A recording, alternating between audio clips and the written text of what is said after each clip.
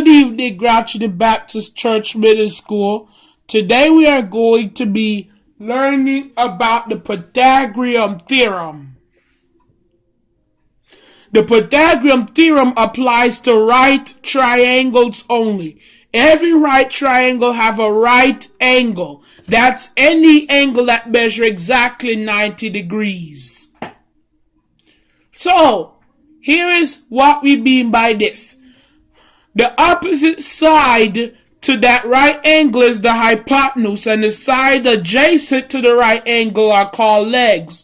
The Pythagorean theorem says that the square of the length of the hypotenuse of the legs, is called the hypotenuse. So, it's really named after a Greek mathematician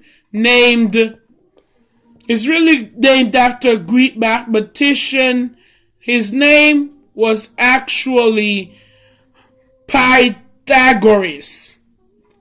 So, he is often credited with coming up with the equation.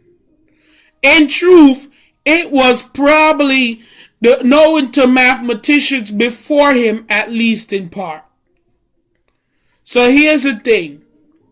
Pythagoras got credit for some reason. So, this is what we're doing.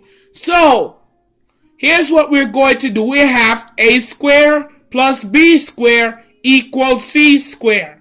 Remember, when you see square, it does not mean 2 times. It does not mean 2 plus 2. It's really 2 plus 2, 2 times 2. 2 times 2 is 4, or 5 times 5 is 25. So, we can plug in 5 for that, and we know that 5 is square 25. A leg measures 4 centimeters, so a squared is 16. And B is measured 3 centimeters, which makes B 9. And B is 3 centimeters. So, 16 plus 9 is equal to 25. So, we just proved the Pythagorean theorem. But furthermore, we can even use the Pythagorean theorem to find the length of a right triangle's leg. So, as long as we know the length of the other leg and the hypotenuse, 100 squared is 10 squared is 100, 6 squared is 36.